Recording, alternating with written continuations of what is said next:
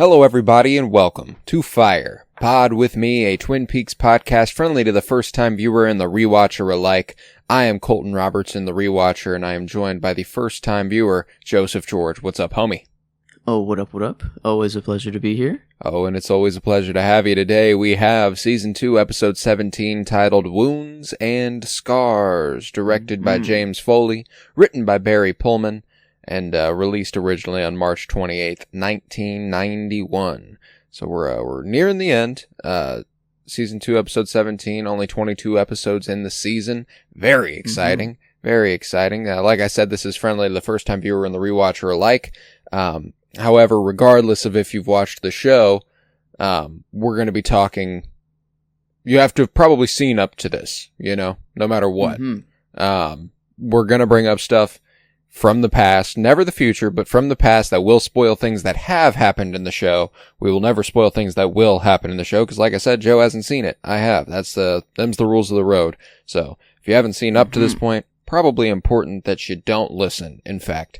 As much as I hate to see you go, but yeah, catch up and then you can listen, alright? But yeah, how are we feeling about this one? I guess episode-wise, I'm noticing a detail that I haven't really... I don't know if it's just strangely on this episode or if it's common, but the last episodes, they release pretty weekly.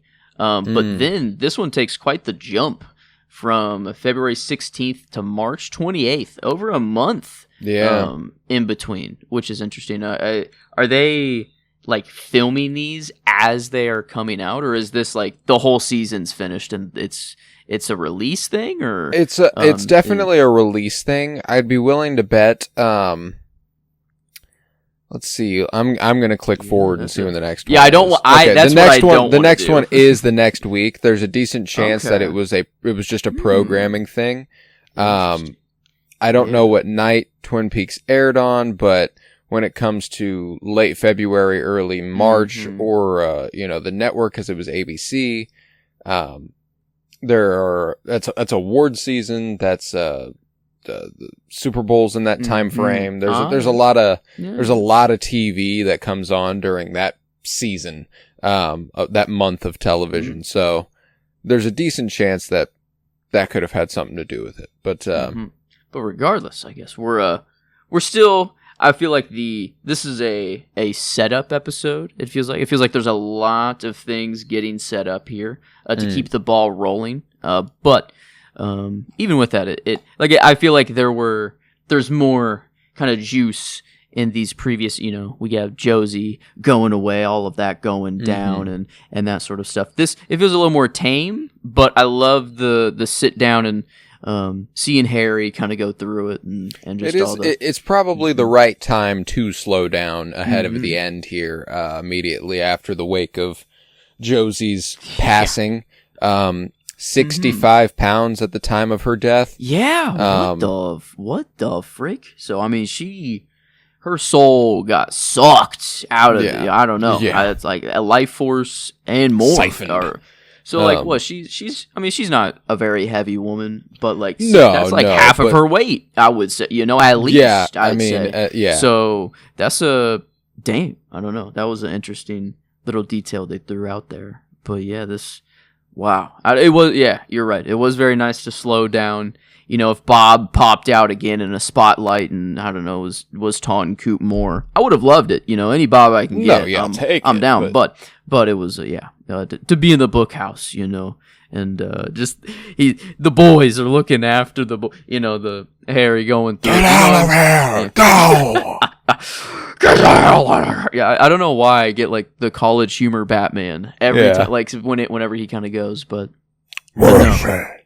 Yeah, she's good. I don't know. We're trucking along. Yeah, and this like I can see that we're not quite like season 1 and cooking as the show was, but no, I've never been disappointed with. Oh no, dude, this ladder. Is still I really enjoyed this episode too. I think that there's a lot to there is still some of that juice. You got Briggs and the Log Lady linking up at one point, and I'm a big fan of the build up towards the Miss Twin Peaks contest, and all that good stuff. But yeah, regardless, we'll go ahead and do a scene by scene here, and we can dive into it a little bit more thoroughly. So we'll start in the bookhouse where Harry is drinking away his issues, reflecting on memories of Josie. A really sad romantic sequence as we get these overlays of their best moments and him spinning a glass around. And that I don't know, it felt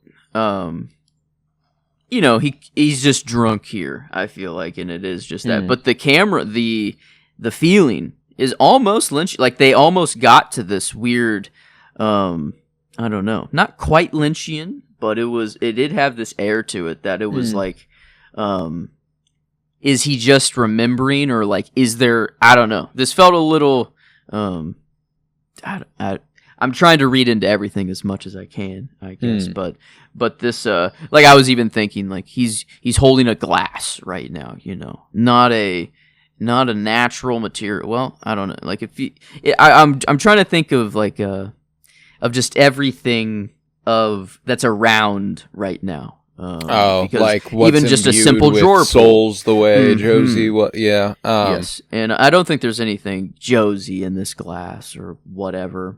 But I think it is more just he's remembering. He's going through all their best memories.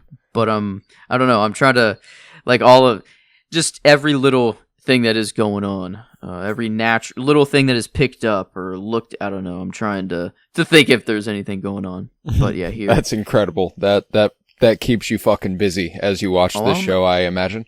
My brain never stops. That's right. Yeah, it's it is that I've gotten used to it by now. But man, it's I wish I could, just like why can't I just watch this scene and be like, oh, homie's just going, homie's ripping through it. Yeah, that is funny. Seeing his answers at the bottom of the glass. No, but I mean that is what's happening though.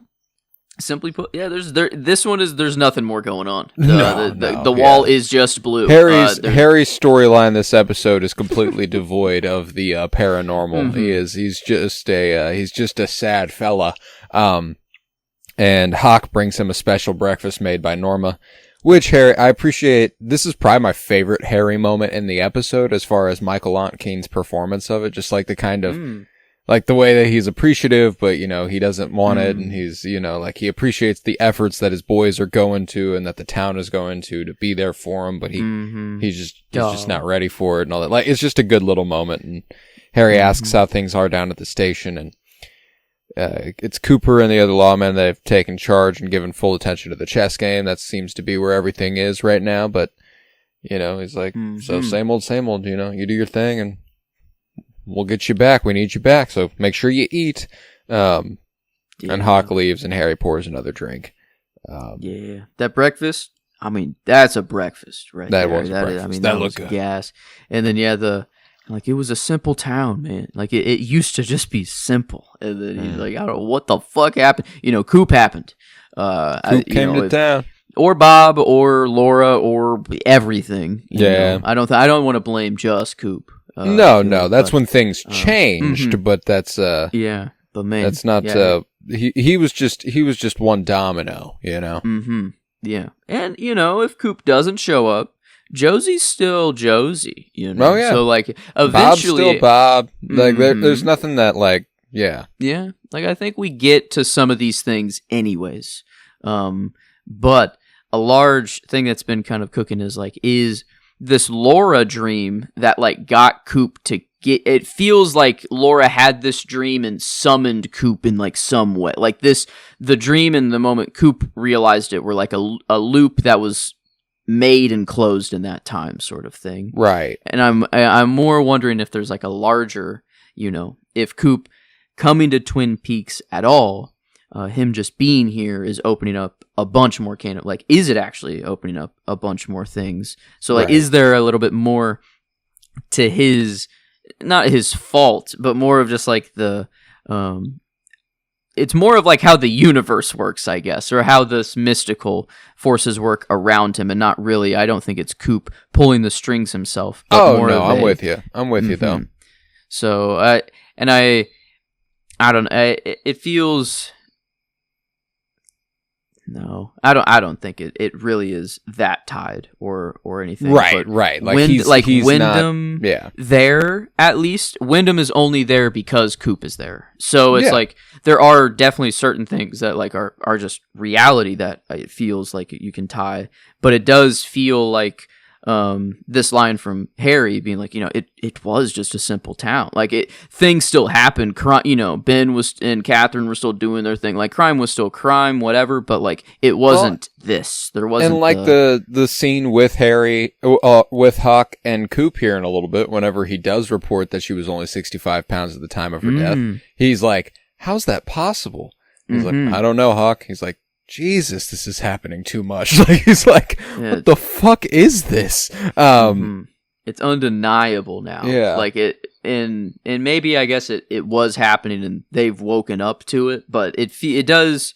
Coop being in town does feel like a different. Like there is an actual difference, and I can't quite whether it is just he showed up at the right time or he brought it with him, one way or the other.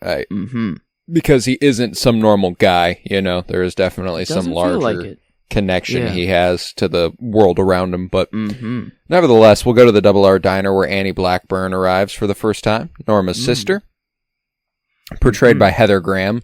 Beautiful, beautiful woman, lovely actress, great, great, great actress. You would have seen her, I think the first place I ever saw her was The Hangover. Oh. She's the exotic dancer that Stu marries. No. Yeah. Wait, what? Wow. Yeah. Heather Graham, and she's been around the block. Yeah, she's done a lot of stuff. Wow. Okay.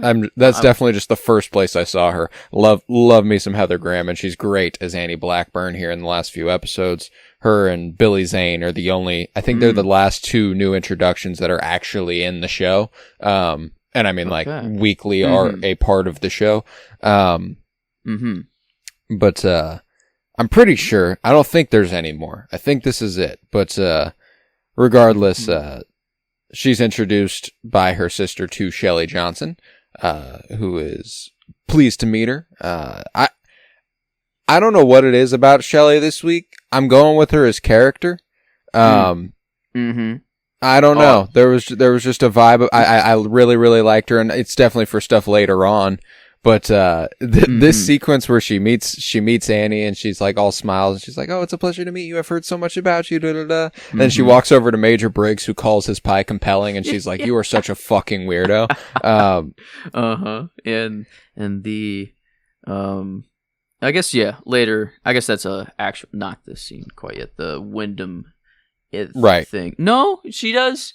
Yeah, I guess Norma just telling her of you should really do this or whatever. And she's like, "Oh, how we make the world leader. I'm going to have all the world leaders get in one room and have them hold hands." Because you can't make a fist if you're holding hands. It's like she has the model look, but also I don't know, like more. There's more going on behind the eyes. Yeah.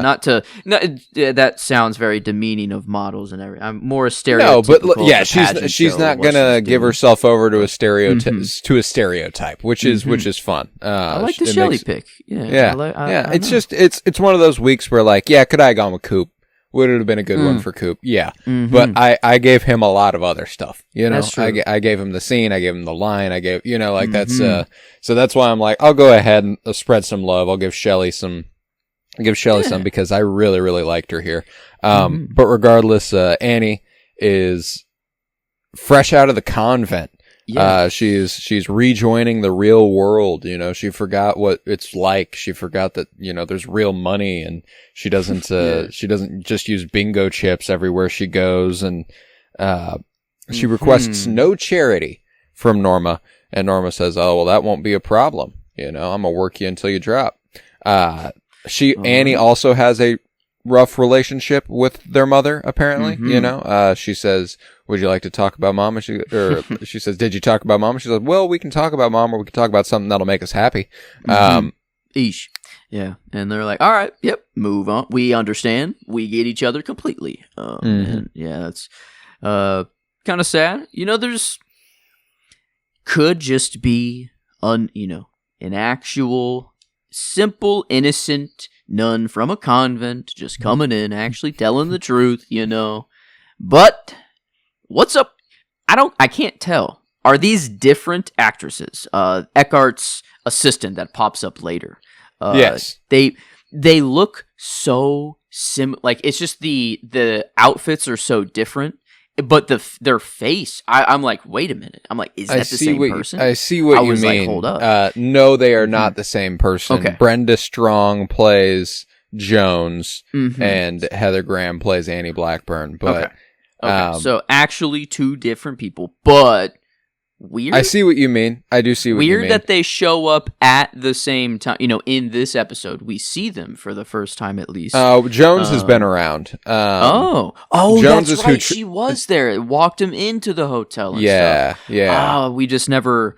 She's never. We never returned to her until this is the first time she's in the episode. You know, like she does a few things this week, but. Yeah, okay. I did forget she was back. Okay, that's nice. So she came to town with Thomas, if I recall correctly, and that's how she's. Okay, that's better. Okay, that clears it up then. But okay, so two different humans, and she's actually been in the show before. And and Annie. I mean, like she could have ties to Eckhart. I'm not going to say that she doesn't outright. Like a little. Maybe not fully Bene Gesserit, you know, but I don't know. There's something with Eckhart with what's her? That's Annie or Jones. No, Jones, and Annie is sister. So Jones his sister. Yeah. So okay, Jones. Yeah. So there is some like Bene I mean, Gesserit, the end of this episode doesn't exactly inspire confidence in Jones's goodness. So that's why I didn't want to put Annie in this boat quite yet, because she is coming from a convent, could just be an actual nun. I don't think she's about that Coop game. Later on is quite taken with her. Yes. Yes. And, immediately. And Wyndham watches on from the other side of the table and everything. So that's great. There's something about Annie that also sticks out to me is that she looks like I don't think it's a coincidence that she looks like other women in the show, that she plays Norma's sister, and that she kind of looks like Joan. She also kind of looks like Carolyn, and she kind of looks like Laura, and she kind of looks like, there's a... She's matching a type. That is, or she's like, and that is, maybe why my alarms are going on. Wyndham is back here just watching this all go down, grinning like a motherfucker. So you're getting the vibe that something bad in relation, or something dangerous in relation to Annie could happen. And I don't think that they're exactly doing much to dispel that notion, But there's something in the air. There's something in the air around Annie Blackburn, but Major Briggs calls his pie compelling to Shelley. As she gives him his bill, and it's then that the log lady walks up to him and notices the marking on his neck, and she sits down and caresses her log. I love how Briggs he doesn't have any reaction to this. He's just like, this is normal. He's just like, do what you need to do. Lady? Yep. What's going on? Mark, Maggie, what's up? What are you up to, Margaret? She goes on her little, I guess a little philosophical this time with her quote, just about make sure you treat people how you want to be treated, and don't fall asleep, feeling if you're ashamed. You got to fix that shit right away. Little fix your heart or die, kind of it felt like when I was reading. So yeah, this is, it's the path. I think I see some end goals possibly, but the way to get there is still very, very, very unknown. But yeah, this I don't know. These log lady quotes. It's been nice to kind of go back and read some, and be confused as all hell by some of them that don't seem to relate to anything. Yeah. But yeah, these you know, I was saying like, man, how she's never in the show. I need some more log lady. Boom, you know, and and that's actually, you know, there's a couple times in this episode where you're like, let's fucking cook, you know, like you see her and Briggs next to each other, you're in, you know, like that's a duo. That's the good stuff. That is the good stuff. But this is the part where Hawk reports Harry's condition to Cooper, and they discuss the unusual circumstances of Josie's death. You know, Coop's like, how's he doing? Is he eating? It's really sweet. It's really sweet. It's a cute little moment. No, he's not. You know, like they really want their boy back, you know, and they're like, well, this is an absolute nightmare working for a local agency. All the international paperwork is a fucking nightmare. Usually I just get to go and do my fucking thing since I don't interact with any outside agencies, and that's it. Yeah, Hawk recognizes the game, though. You know, I think he walks in, he's like, "Hey, how can I help?" And then Coop, you know, no, I should be asking you that. I'm the deputy here, you know. But then he's like, "Nah, you're the senior lawman. Like, let's just let the rain fall how it used to." I'm not a fool, you know. Like, man, Hawk is for blue earring. I don't know. Were the earrings always out and noticeable?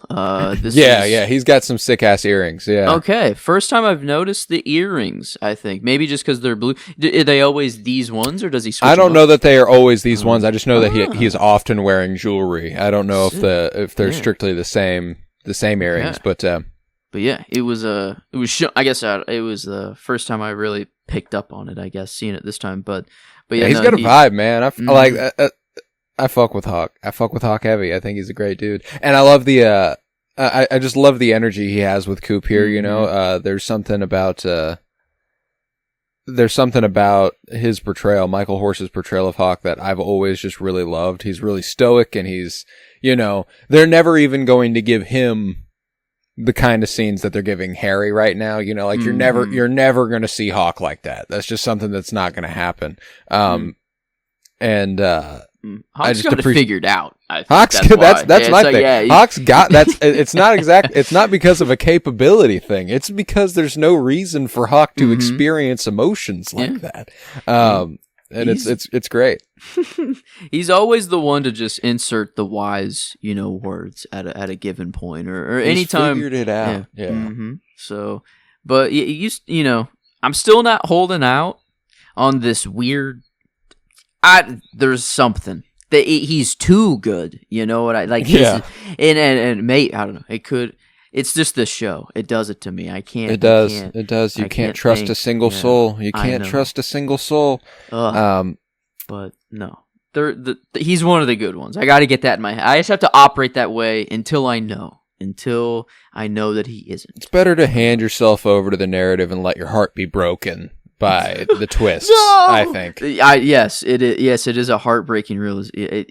I should not try to see him coming so hard. But there's that the earliest fucking shot of Hawk. A smash cut from Bob. It was the first person I thought was Bob. I'm pretty sure. Like out of anyone in the show. I remember when you text me. I remember when you text me when you watched the first episode and were like, "What's up with this fucking Hawk guy?" Yep. I was I was sitting there. I went, "What?" I was like, "No, Hawk? No fucking way!" That's so funny to me. I don't know. It was just the hair. That is it. And then just creepily walking through the hospital, though, I feel like he was kind of snooping around a little bit. But that was maybe that, I don't know. But yeah, Hawk at this point, he's just a bookhouse homie. You know, he's one of the boys. He's down for the fucking cause, bro. I fucks with Hawk. But we'll head over to Wyndham and Leo, where Leo brings Earl a pair of slippers, a pipe, and a newspaper as Earl comments on life out in the country. He examines the newspaper for Cooper's next move in their game, which he interprets as a trick. This isn't a game. Yeah. He knows it immediately. He's like, this is bullshit. And he's getting help. And Wyndham's like, this fucking sucks. I've got to play my flute. Yeah. Oh, I have to focus now, or I have to whatever the hell he's going on in his head. And I love the actual move that Pete made. The most normal opening move that I think they're like one of just the most common chess moves there is. So I think I have to get this actual chess lingo out of my head because I think Wyndham makes an illegal move next. I'm pretty sure, like a move that wasn't even possible beforehand. It felt like. So I think at this point, I think the they're actual chess, they're not paying attention to that. Yeah, or maybe he did switch now. He's like, oh, I see what you're not playing my game. I'm gonna make you play my game, sort of thing. Like we are taken. But yeah, this. Nobody's ever stalemate. I mean, I could improve upon it. I could get it to 12 people, but if I do that, 6 people still die. And yeah, it's man. I appreciate that between episodes, Pete's been filled in on what the chess game is for, because previously Coop was like, I can't say anything more than that, Pete. Yeah. Now the stakes are known. Pete's fucking going hard, I mean, Pete, that's a lot of pressure on Pete, dog. Yes, it is. Yeah, I mean, he just thought he was like, all right, I'll give you some of my chess wisdom, Yeah, it's been a while since I've played chess. Capablanca. Yeah. And then, but this is what it's all for, Pete. This is what the Capablanca lessons were all leading towards. This is what it's all been building to, Pete. This is your whole life right here. But regardless, yeah, Wyndham, he's not having it. He plays his flute and he's ready to make another move. Yes. He does hit Leo a couple times with the cudgel end of the flute. But elsewhere, Audrey and Dick discuss the Stop Ghostwood campaign's fashion show, as well as Tim Pinkle's association with the event. Tim Pinkle has not been in the show in some time, but this is not a first. I don't believe this is a first time we're seeing the lad. No, this is the guy who went over Leo's and put the crane arm in. Is that the same guy? Yep, the insurance it's the same guy. Wow, it's the same. Yeah, the one who was getting swung about, and he was like, "Guys, can I get some?" Yeah, so Tim Pinkle making a second appearance in a completely new context than the first one. I love that they're not like fuck it, it's the same guy. He could do both of these things. I love that. He's just that's Tim Pinkle whatever for you. He is. Who knows what his actual title is or what his job is? He is just Tim Pinkle. Ooh, first time I ever got any vibe of who, I don't know. He looks kind of like the man from The Other Place. And kind of has a weird, energy to him up on the stage a little later. And this was the first. I get what you mean. Leland made I don't know. I don't really like the Leland little I kind of do with how his soul couldn't grow and things like that and the dancing. But then why is he dancing on Josie's dead body sort of thing later on, or why does he pop up there is interesting. This was the first, and maybe it's I don't know. It could just be maybe the actors somewhat have just similar faces. I don't know, but I got Man from the Other Place. The outfit, a little red too. Something going. So it's this was Tim Pinkle. Maybe Tim Pinkle, you're on my fucking shit list, buddy. I don't trust Tim Pinkle. Even Tim Pinkle can't get a pass from me. No second appearance, and he's talking about the endangered pine weasel. But there's something wrong with this guy. I don't know about you, Tim Pinkle. I don't know about you, Tim Pinkle. Oh, God, I love it. But, yeah, it's a cute little scene here. Dick is obviously being a fucking asshole about everything, as he is wont to do. He's got quite the outfit on with that weird neck scarf that isn't a full scarf. It's just draped about his shoulders. I don't know. Peak men's fashion to him, Yep, that is men's. He is Dick. What's Dick's last name? Why can't I remember Dick's last name? Tremaine. Dick Tremaine, men's fashions. But all the fashions, the head of the department, even. He is the head of men's fashions. But the Stop Ghostwood campaign is having a fashion show, which is just outstanding. Yeah. But it's then that Audrey and Jack approach each other, and they have a plan to go on a picnic together after apologizing to each other profusely for previous treatment, which neither of them hears nor accepts nor denies. They're like, okay, cool, we're on the same page. Let's go ahead and make this happen. Very different last names. We have Dick Tremaine and John Wheeler? John Joseph Jacob Jingleheimer Schmidt. Yeah, Rockefeller, but but they were kind of back to back in this scene, and it was the first time I was like, they just kind of look really alike, the age difference, I don't know, and Dick is not, I don't know. Oh, is this an unknown child? Dick, yes. Maybe. No, I don't know. I feel like I'm not sure there. But so you're talking about Dick and Jack look similar? Gotcha. Uh-huh. And I don't know if it was like a father son or more of like a brother. Jack just comes off as fucking. I don't know. I don't know. But they did just they put them back to back together in the scene and as one. Well, and that's funny because whenever I was watching it last night, they popped up on screen. I looked at Emily. I was like, "These are the two hottest people in the show." Audrey and Jack talking to each other. I was like, "It's like this is the hottest couple that's in the entire series, and it's just here." And when they showed Audrey, gorgeous. Came out. But Emily goes, "They kind of look alike." About Audrey and Jack, and I was like, "Oh yeah, they do kind of look alike, don't they?" Audrey and Jack. And she was like, "They do kind of look." I'd never considered it because I don't know. I just never have. But I was like, they do kind of look alike. They both have really strong, prominent eyebrows, similar facial structures, the dark hair, all that good stuff. And they're both beautiful people, so that doesn't help. They're kind of just meant for each other. It seems like they're clicking on a lot of cylinders right now. They are, and they're going on a picnic later. A little picnic. I love it. It's cute. Yeah. Don't know how to cook. That's all good. We got the kitchen. That's right. I don't know. That's Their moments have been sweet so they far. Have been. So it's kind of everything you want for Audrey. Audrey's had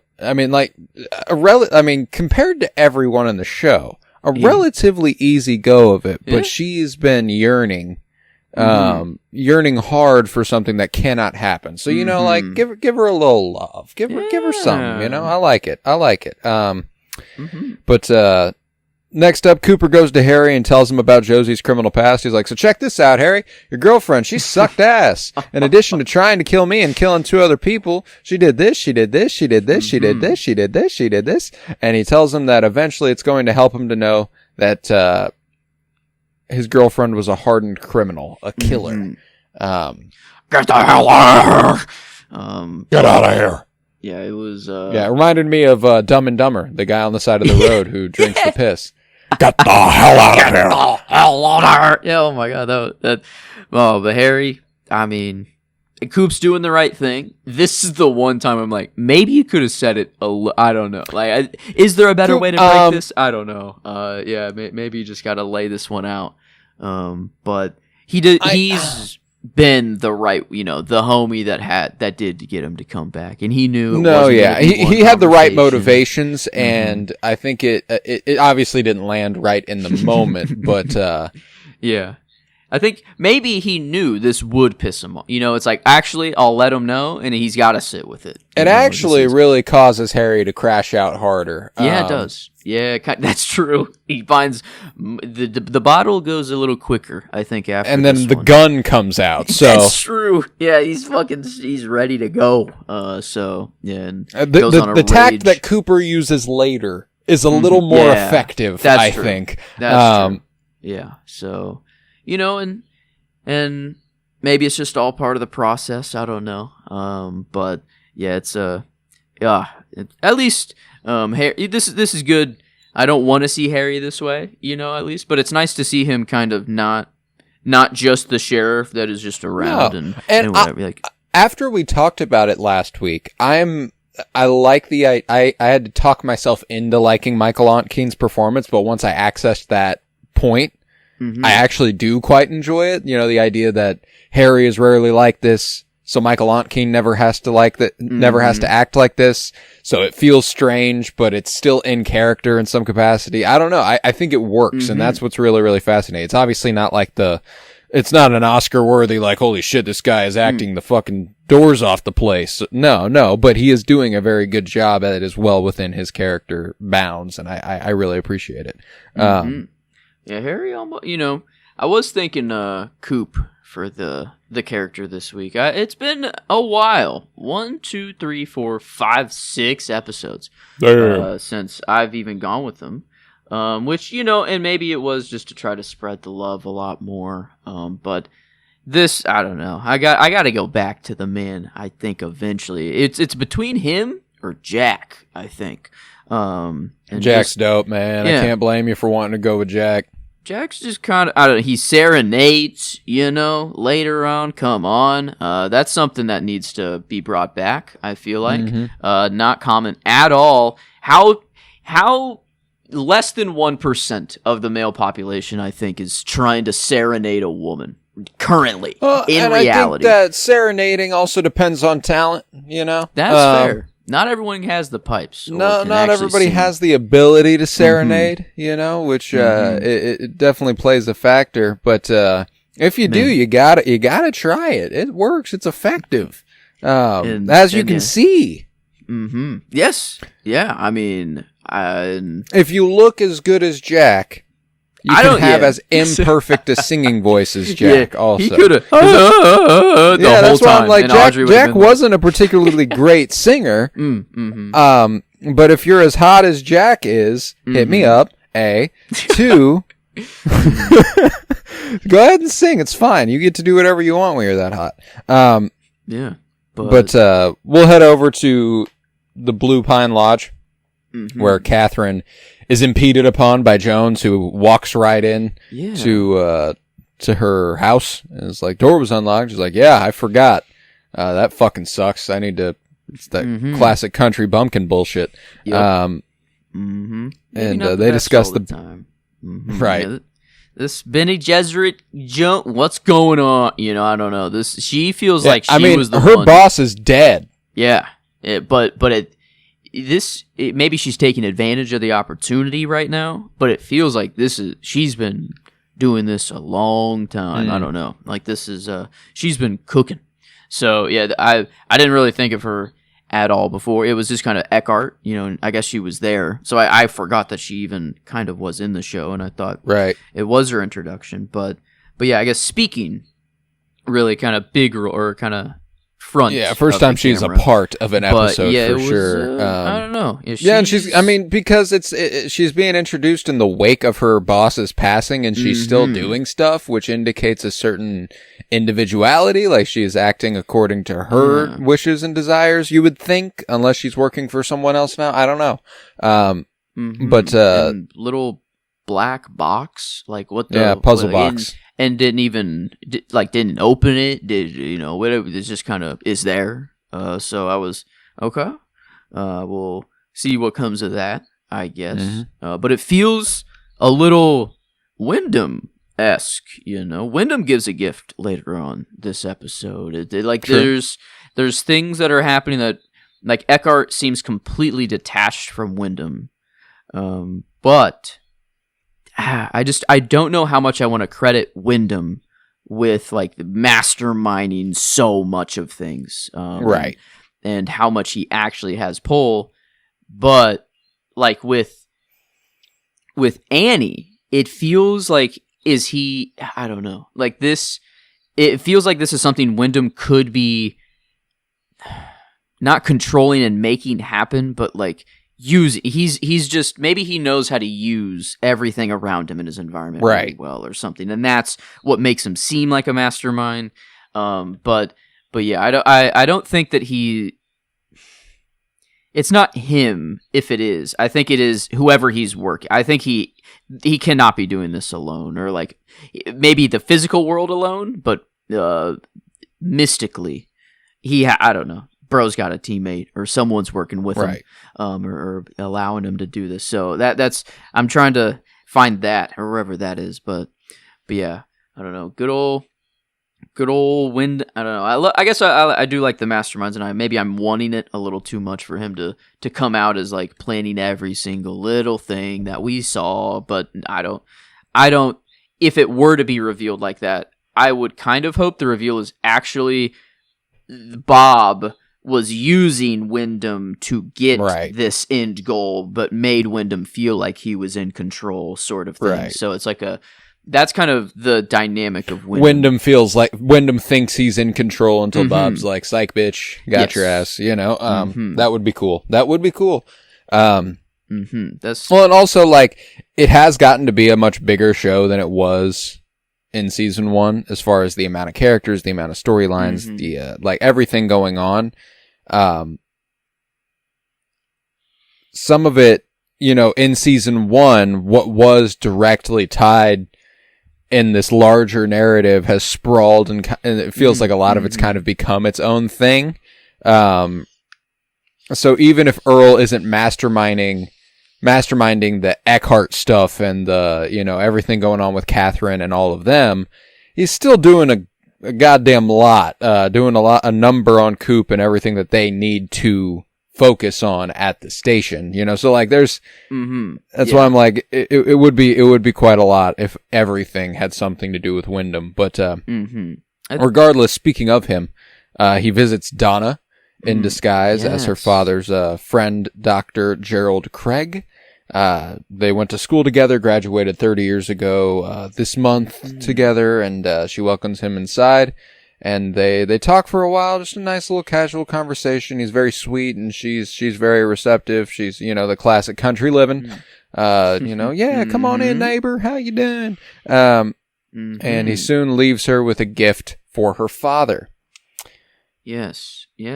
Wyndham, they are making it very apparent that dude has been around and he can get anywhere he wants, and he knows, I think it's just he knows every detail about everyone in this about town. Everybody. Yeah, he picks a guy he knows is dead. Yep. He picks a time he knows Donna's alone. He picks that time to go over there and introduce himself as that because he knows that she will tell her father, and that her father will go, "That was not Gerald Craig. I've got to go tell Coop." What makes me like, this is what makes me like, okay, dude could maybe have a much bigger pull on things in the town than I think, like simple interactions like this that do lead, I mean, like he's giving the next chess move here. So it is very crucial for his plan. But like, how much has he been doing this before? He's been at the, what's the hotel called? Great Northern? Great Northern. Yeah, that was crazy. That blinked. But he's been at the Great Northern. Look, he knows all the business things that are probably going down between Eckhart and Ben and Catherine and all these things. And it's like, I don't know, like, what does one conversation that he has with Josie do? Or we see it with Donna. That's what gets me to really think he could be doing a lot more than what we're seeing, but because he's a master of disguise. We get a lot of disguise. It's fun to see all of his different disguises. Yeah, his different vibes, his different looks. Yeah, it is a lot of fun. But we'll head to the station house where Pete is using various chessboards to figure out the stalemate game to lose no pieces, but has found no way to do it without losing at least 6, and even that is improving upon a method which has been tried and true for the quickest possible stalemate, which is hysterical. He's like, well, there's this move, and I could improve upon it, which is hysterical. But even if I do that, we're gonna lose at least 6 pieces. Love all the chessboards. He's writing everything down randomly.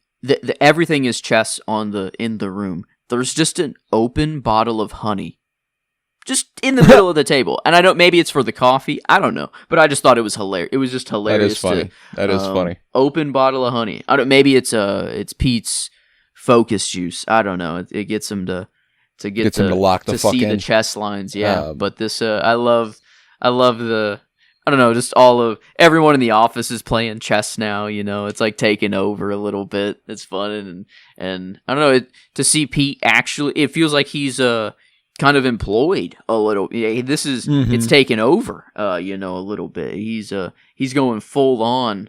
But even if I do that, 6 people die. Yeah. He knows. He knows the stakes now. So he does. He's in. Yeah, and Pete doesn't deserve that kind of pressure, I don't think. But hey, he's got to do what he's got to do. Well, kind of like a hawk. Is I do love him. I love him. I always have. But he's got. A perfect position here to do a whole lot of bad if he wants to say, this is a really, really good move, guys. I would definitely do this. And then it's actually maybe he'll kill somebody. Yeah. So it's it could be bad, but I don't know. I'm going to operate as if he's good until I know, I'll let my heart get broken when Pete jumps off the deep end, but I don't know. No, this Pete Martell. Yeah, but Andy and Lucy are also playing a game of chess nearby and have a small argument over Andy not realizing that the knight always has to do the hook thing. That's optional, I thought. Yeah, I thought the hook thing was optional. That's maybe Andy just invented a new form of chess. Give the pieces optional moves. That's a cool. I don't know. Hey, that's a fun. Variant. You could play your own version of chess with Andy. That could be fun. Like we've solved. Chess has been solved. It's weird to say, but like we've legitimately solved there's more chess games than atoms in the universe, so it can't technically be solved. But like nothing will ever be better than the engines we have, and they're just getting better and better every day. So we know what the best chess move is at any given point. But like that's the only way we could spice it up, is to add new move. Once you introduce one new move or anything, then you go from one, more chess games than atoms in the universe to I don't even know after that. It's the number's already ungodly, but yeah, it's a weird. The reason chess is still played is because we are human, and we do make mistakes, and like to see a perfect chess game is actually the most boring thing ever, because it would always end in a draw or a stalemate. Right. Like the computer, if you match them up against each other, they draw every time. So it's like this human part of it, the human element is what keeps it alive, I feel like, which is kind of cool. It is. But yeah, so I don't know. I love, I do love chess, and I guess I can get rambling on that and go hard into the I don't know, analysis that really shouldn't be there for the chess. It's just a metaphor for the serial killer game that's going on, I think, right now. And that's still good, though. I like it a lot. They're cooking. I don't know. This storyline, it's one of my favorites in the show. So I'm the Wyndham always has to do the hook thing. And just when everything's getting nice and easy breezy, Major Briggs and Log Lady walk through the door. Bum bum. Yeah. What? And then we get a beautiful split diopter shot. Gorgeous. Love split diopters. Cooper near the whiteboard and Log Lady and Major Briggs sitting behind him, and the shift in focus. It's really, really great. But they discuss with Coop their respective markings they received from their respective disappearances. Margaret's having occurred when she was 7 years old. She notes that she heard the call of an owl during this experience, and the same thing happened when her husband died in the fire. The flash. They all remember the flash, or the light. Remember the light. Yeah. The light. The white. Is this the White Lodge? Is this? Did they both go? Seems that's where Briggs, is the only place I could say he went. Now Log Lady says, "Oh, I went there when I was 7. Fuck you guys. You think you're fucking, whatever. I've been on this shit," which I think is awesome. I've been on, yeah. But seeing the owl, all, and like all the symbol, I don't know how to read them exactly, but it feels like an evolution, or like there was 2 triangles, could be twin peaks, perhaps on Log Lady it looks like, but then there's 3 triangles on Briggs, but it's like I don't know.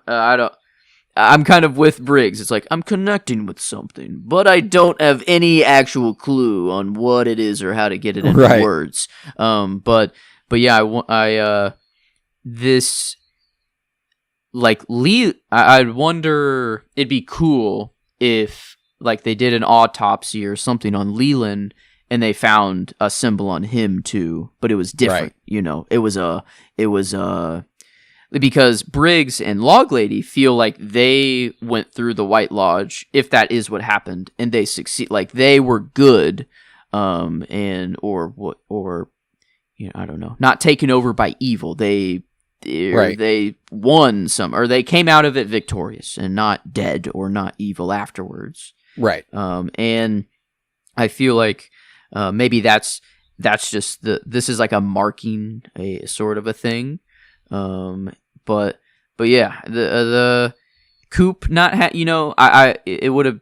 I feel like he would have brought it up here. Maybe it is a big secret that he's not going to let out, but he hasn't disappeared. I feel like we haven't seen him disappear yet. It wouldn't make sense for him to have one, but if he was like, I don't know, earlier in his life, why he's so spiritual or whatever, he did have one of these experiences somewhere else, and he's cooking one, but no, this duo here of Log Lady and Briggs. I mean, my Theory Juice dream team. Yeah, no, that's what you like. That's what you like to see right there. Mm-hmm. And whenever Coop can go up to a chalkboard, and I don't know, I thought it was a little funny that he moved his arm like so much. It looked like he was like shading a little bit, and then it just is like perfect fucking triangle. I don't know. I love. Yeah, it's pretty outstanding. Yeah. Mm-hmm. But yeah, this is a good. I don't know. The theory. This part of the episode was really good for the juices flowing. Mm-hmm. It got the juices flowing. But we will cut over to Jack singing to Audrey on their picnic, and she expresses the belief that nobody truly knows her. And in kind, he expresses his interest in knowing her. Still no kiss. I guess a little. Beautiful shot though. That is my shot of the episode. Them sitting by the river. Gorgeous, gorgeous stuff. Very, very good. And, but yeah, no, they're cute. They're cute. I need the relationship to progress a little. Come on now. Well, Come on now. We don't got much time. There is no one else. There was someone, but now, no, there's no one. She realized, she's come to terms. She's let go with it. Mm-hmm. Yeah. Yep. So, and she's not talking about Bobby. That's for goddamn sure. No, she is talking about Coop. Yes. And I appreciate that when Coop told her, like, yeah, I've got a past, man, and this is what happened, and that's that. She was like, okay, then we'll be friends, and that's actually what she abided by. Yeah. Yep. It's good. This, I like this couple a lot more of Audrey and Jack. It's much less morally gray. Yes. Yeah. Coop we just know is a good guy, but it's still like you can't get past it. You can't. There's just nothing you can do to make that it go away. Jack, he's still I guess a little older, a little more, but Audrey and her just this feels good. Similar worlds, similar goals. It feels like.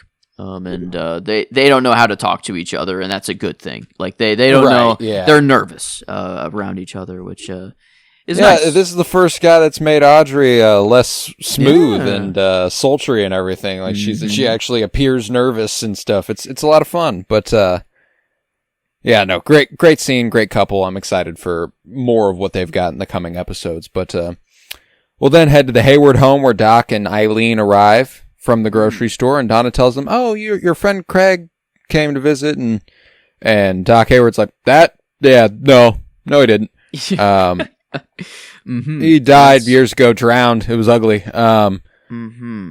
Eileen calls the number that Earl left, learning that it was for a cemetery, and Doc Hayward opens the gift, finding Earl's next chess move, which he leaves to go deliver to Cooper.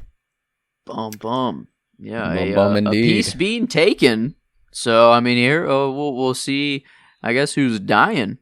So that'll, someone's got to go if Earl is. Something's got to give. So that'll be interesting to see. We didn't get that reveal, so. But you will. Next up, Doc Jacoby, Ed, and Nadine discuss a divorce, which is not clear to Nadine as she does not understand that they are legally married. Yes.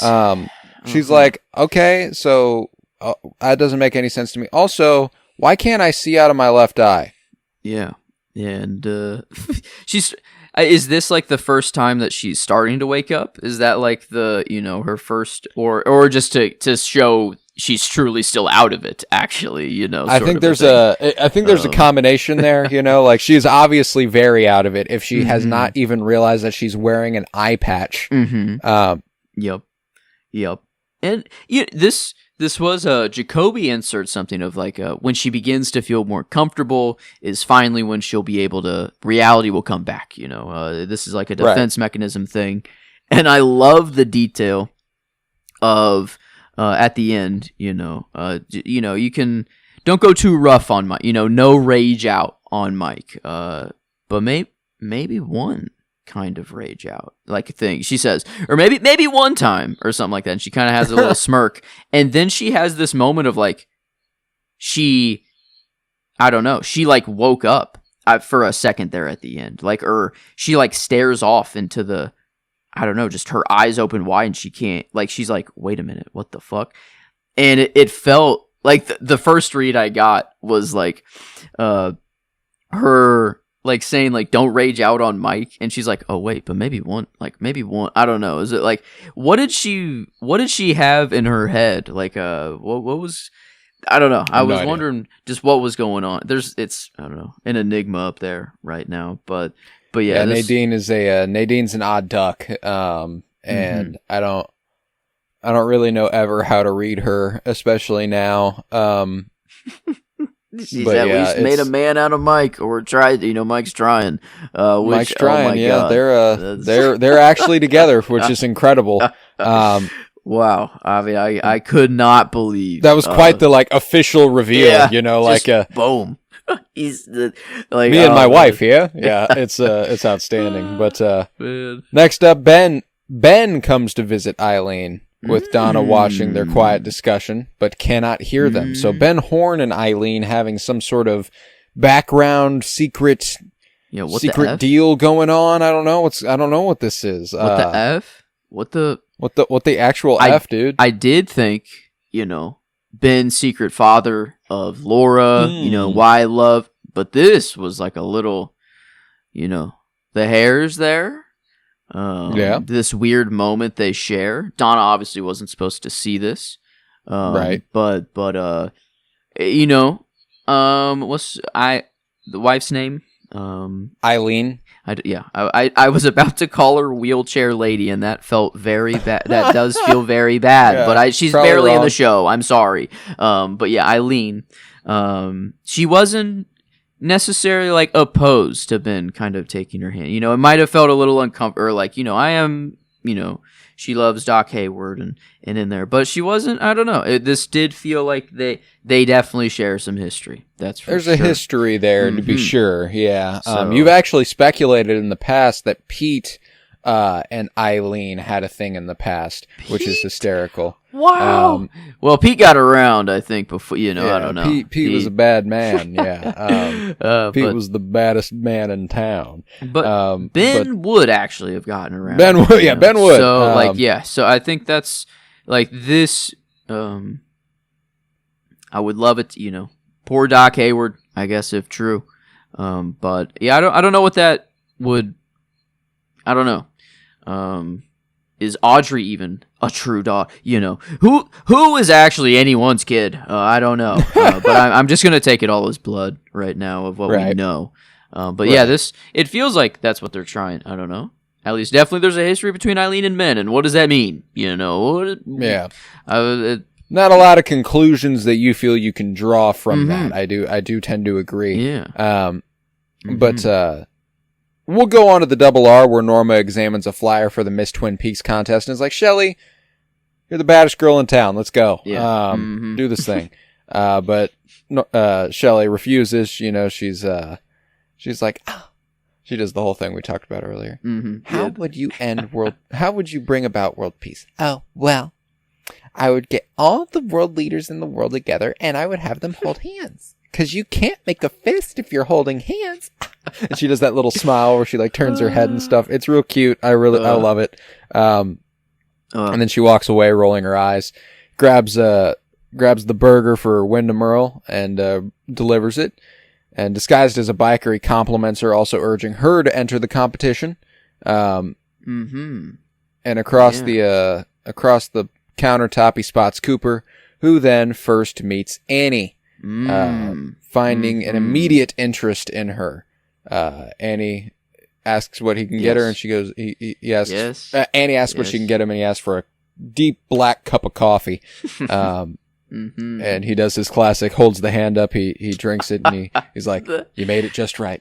The hand to hold someone like this, to fucking just be like, give me a second, please. I must, I need to tell you how I feel about your cough. I love Cooper. I think I gotta go with him. You gotta go with the boy. Have I gone? I don't know. Yeah, Jack is cool, but I don't know. And there's still more later on. So I don't know. It's just everything. He's on his full Dale Cooper everything. Coop's in it. Coop's in it this week. It's there's no doubt about it. But yeah, he's taken with Annie pretty immediately, and there's probably no worse person in the world to see that than Wyndham Earl. God, damn it. A beautiful woman who also makes coffee just right already. She already knows how he likes his coffee. She's already got it. You know what I mean? Yeah. It's like she has everything. She has everything he needs. She's beautiful and she makes good coffee. That's all Coop wants. No, but I'm fucking with you. But 100%. That is a big. That's a big. Those are two giant Cooper things. That's true. Looking good and making good coffee. She did make it strong already. And it was like okay. And Wyndham watching, is this? Wyndham will see this and take advantage of it, or Wyndham is already taking advantage. I don't like. It seems like Annie for some reason feels a little bit more Earl-esque, even than Jones. Like Jones feels like that could just be Eckhart, and all of that crime side story and her trying to take her place and whatever. But Annie feels. I don't know if this is a pre-cook or where Earl is about to cook with her now. But yeah, the coming into town right at this time. I guess I'm trying to remember when Norma said that my sister's coming into town. If there was like any reason, was there a reason why? Was it just she is coming into town? And was it a surprise she's leaving the Norma? Convent. Okay. So she for good. Yeah. Yeah. Okay. Yeah. She does. Yeah. Okay. And she's like, I will be here for a while, or maybe a while. So, okay. It has that effect. Yeah. The timing of it all is interesting.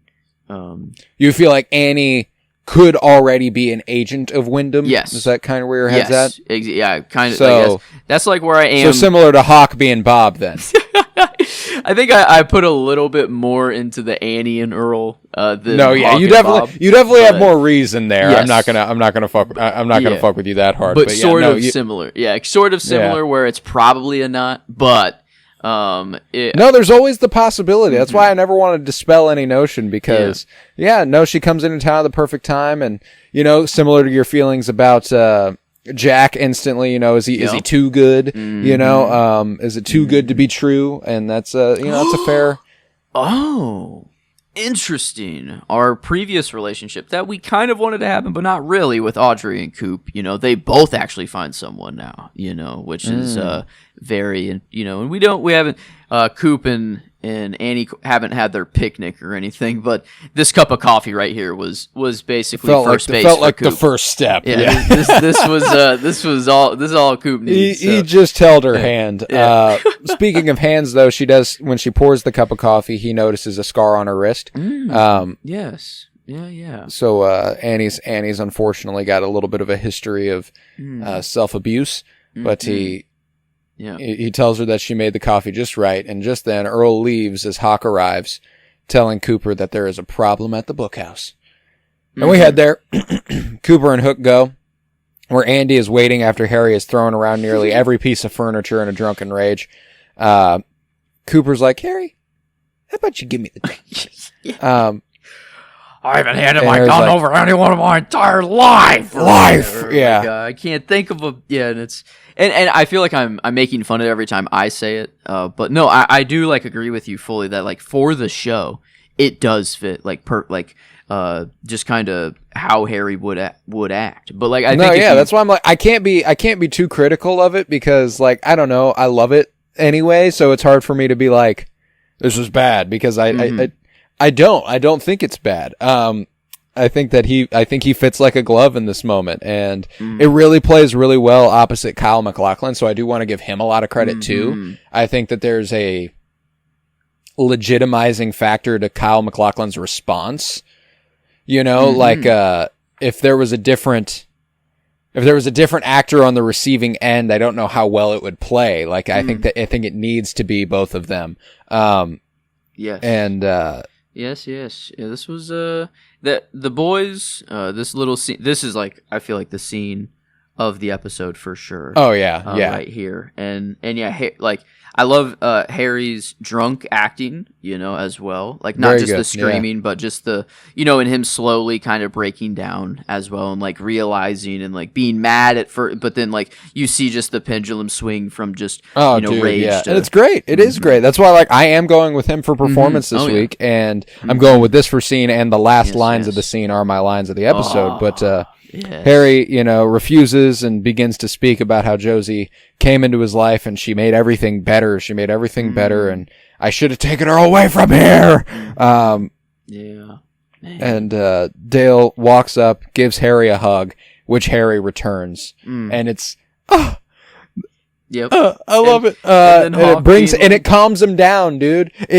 He was angry at the time of him hugging him, and then he like softens and he wraps his arm around his arm, and you're like, oh yes, the veil has dropped. Yes, it has. Emotions were flowing, and even Hawk was like, "Damn, dude, you looked in your element right there." He's like, "That was insane. That was impressive." And I love Harry's. And this goes back to something I feel like we were talking about a little bit ago with, Hawk she was 65 pounds at the time of her death and everything. Whenever he goes, I just don't understand. And then he sinks into the hug deeper and he goes, there's a whole lot I don't understand. And Coop being like, we're all like that. Fucking let's go.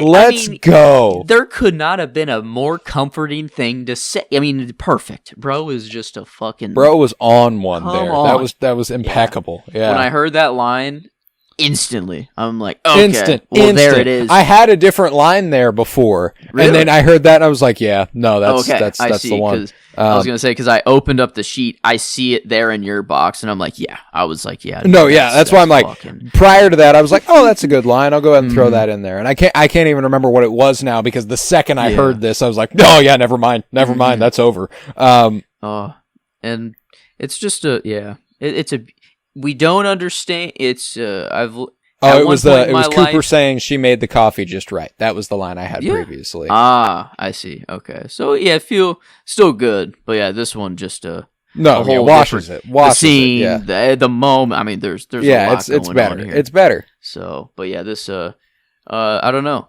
The hug, the forearm grab as well. Before the hug, very intimate moment between Coop and Harry here. Very tender, but yeah, he's put the big guy down for bed. He's a little too drunk. We gotta rest up. Yeah, let's go ahead and get him to sleep. But at the Great Northern, Nadine and Mike then book a room as Mr. and Mrs. Hinkman.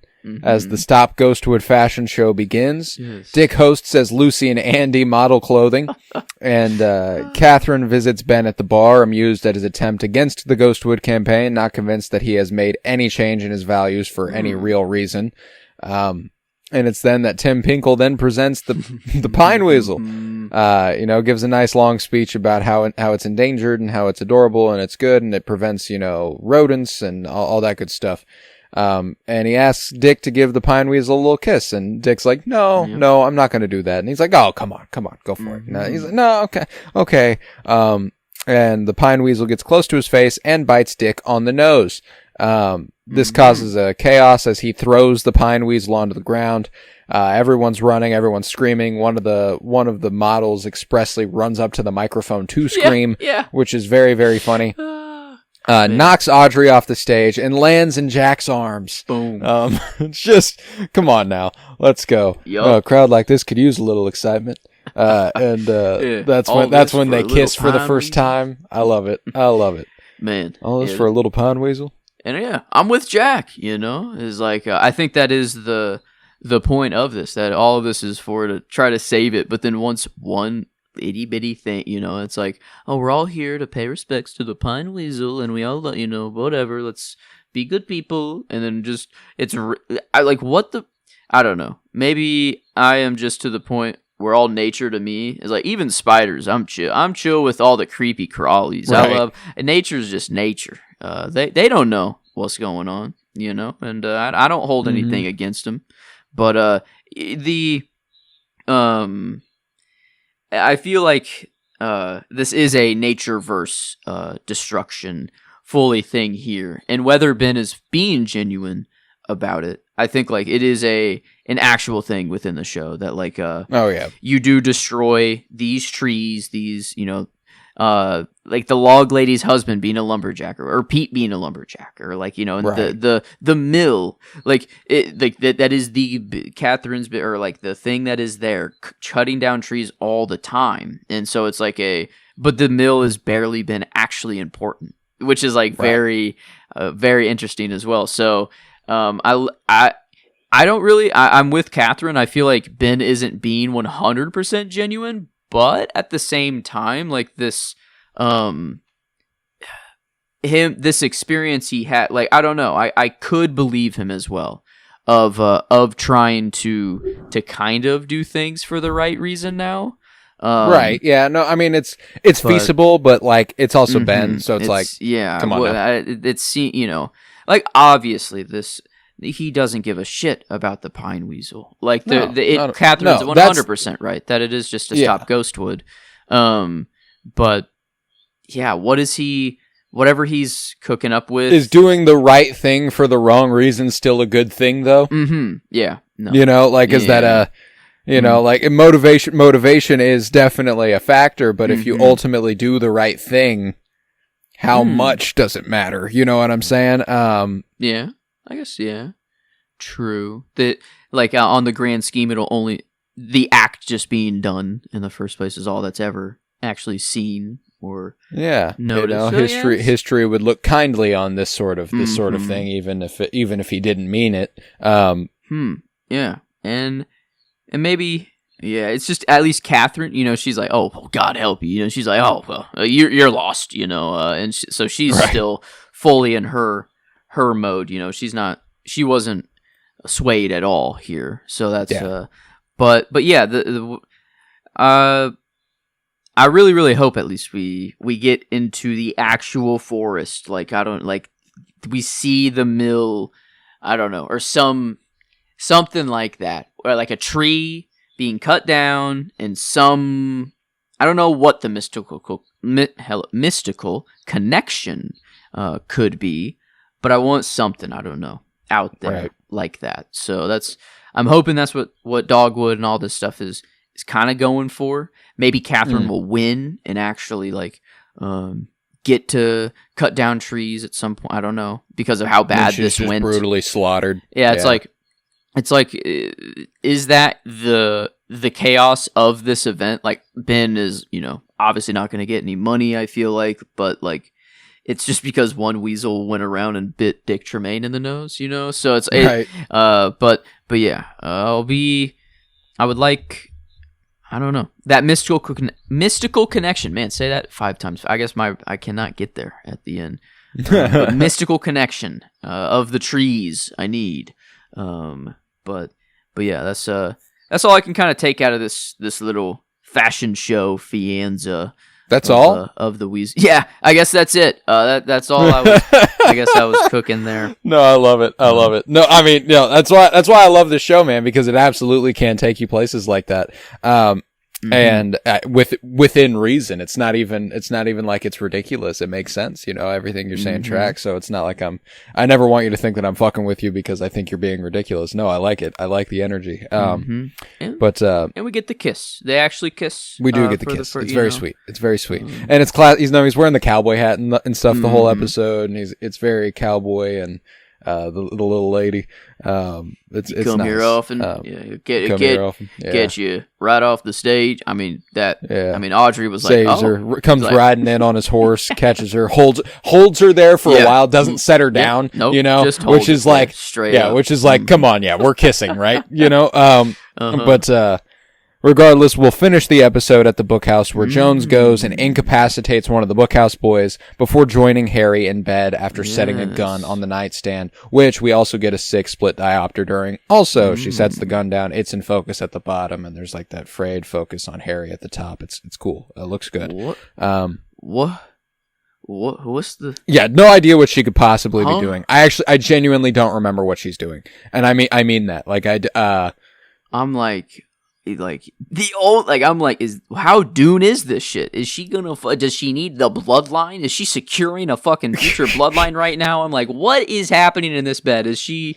Because it's seemingly important. She knocks someone out so that whatever she's doing right now is, I don't know, done. I don't know, but what's? It doesn't feel like a. It's just. It didn't feel like she just wanted to sexually assault or rape Truman. Yeah. Like, it feels like there is a purpose to this. Like well, I mean, I guess it could be more simpler than that. Like, does she just want to be seen in his bed whenever they wake up? And then it's like, but then even if, what would that do? Like, I don't know. What would it do? Yeah. That's why I'm like, I actually have... Yeah. And I have bits and pieces. I do kind of remember where this goes, but I can't remember why. That's the part that I'm like, I don't know why she's doing this. And that's really the problem that I like, or that's really the hard part for me right now as the rewatcher is like, I cannot remember where this goes, precisely, or the reason it goes there, I should say. But, I mean, he is mega drunk. So if the bloodline security is the goal, who knows if that's even a possibility right now? I don't even know. But like you were saying, like, what would that even do? What is that? What is a baby from Harry Truman right now in 9 months to be? What the fuck? Like, I don't think there's no way that a fucking I don't know. And I mean, I don't know. Maybe it's mystical. Maybe the act of sex alone, or just I don't know. Is something, and just so it could be that, but I have zero, like, when she got in the bed, I was just like, huh? I was like, I'm like, where is this going? So yeah, that was it feels like she's trying to power grab or make her own moves, but the way that she knocked out whoever the other bookhouse boy was and just kind of walked in, like, she's experienced. Like, Eckhart has, Eckhart tasked her with this is something she's supposed to do. Yeah. And I don't know why, I don't know how, I don't know what the motivation is, but I suppose we'll find out. But that does roll credits on this episode of Twin Peaks. Another goodie, and we are heating up. Like you said, this was a little bit more of a breather, a little bit of a setup for what's to come, and we need those. Those are important, and I really, really appreciate it. But yes. Yeah, we'll be back next week with Season 2 episode, is it 17? 18. Season 2 episode 18, which is wild. We're getting there. We're getting there. It's almost time for the return, this baby. This is kind of nuts. I mean, the sheet, it 1, 2, 3, 4, 5 left. Yes, only 5 left. Wow. That is... it's not really quite hitting me, I guess. The end of the original run. That's going to be... No, because I mean, wild. Like, and it is wild. Like, again, it's bizarre that is what ended the show. Like, a 25-year gap, no guarantee that there was ever going to be a season 3 of Twin Peaks. No guarantee that there would ever be a return. That being the ending is fucking insane. But we do also have Fire Walk With Me coming after the Yes. first 2 seasons, and we're going to cover the missing pieces, the hour and a half of deleted scenes from Fire Walk With Me that kind of lend themselves to the narrative anyway, which is pretty incredible. So I'm very excited to go ahead and check those out. But yeah, that's what we got in the weeks to come. The rest of season 2, Fire Walk With Me, and then the missing pieces, and then we'll jump into the return. So we have a lot to look forward to. I mean, that's another 25 weeks right there. It's almost half a year right there. So that's still a lot to go. Don't get me wrong, but it feels like we're approaching the end, and that's funny because it's not even close. Like, we do have a ton left to do. And I'm very excited. And that's what's awesome about this show, man. We will be back next week, like I said, for season 2, episode 18. We are also doing The Cinementalists. That's Cinementalists. It's our movie podcast. We are covering the Alien franchise right now, and we are concluding the Alien franchise this Friday with Alien Romulus. We are doing that in service of Geek With Me, our nerd shit podcast, where we are going to be covering Alien Earth, which premieres later this week. I believe. Do I have that right? Yes, that is this Wednesday. Okay. Cool. Yeah. So this Wednesday we've got, it premieres this Tuesday. Hopefully we can get the episode out on Wednesday. That would be ideal. That's right. But if not, it'll be Friday as well. Either way, we have something on Geek With Me coming this week on Alien Earth's first 2 episodes. And then next week we will have something on Peacemaker's first 2 episodes on Geek With Me. So that's going to be a lot of fun. We're going to alternate, 2 episodes of Alien Earth, 2 episodes of Peacemaker, back and forth. And I cannot wait for that. So be sure to check that out on Geek With Me. You can also stick around on the Cinementalists because after Alien Romulus comes Cinema Surprise. We are back on our Cinema Surprise bullshit. On our Alien Romulus episode, we will decide who gets the pick. And we will decide what the movie is on the spot. So it's very, very exciting. I cannot wait until Cinema Surprise is going again. So you got to be able to check that out on the Cinementalists. But leave a 5-star rate and review and download wherever you might be listening. You can subscribe to me on Substack. Look up Colton Robertson. Look up the Cinementalists. I'm writing movie reviews regularly over there. It's a lot of fun. I'm having a great time doing it. You need to check that out because I'm trying to get on the Kansas City Film Critics Circle, and I need a lot of eyes on my work. 5,000 unique views per month, ideally. So check it out. That would be nice. But yeah, think that's that for this episode. We'll be back next week, season 2, episode 18. And everybody stay safe out there. I was Colton Robertson. I was joined by Joseph George. Thank you very much, homie. Oh, thank you for having me. It's always a pleasure to be here, homie. Oh, and it's always a pleasure to have you. And remember, we're all like that.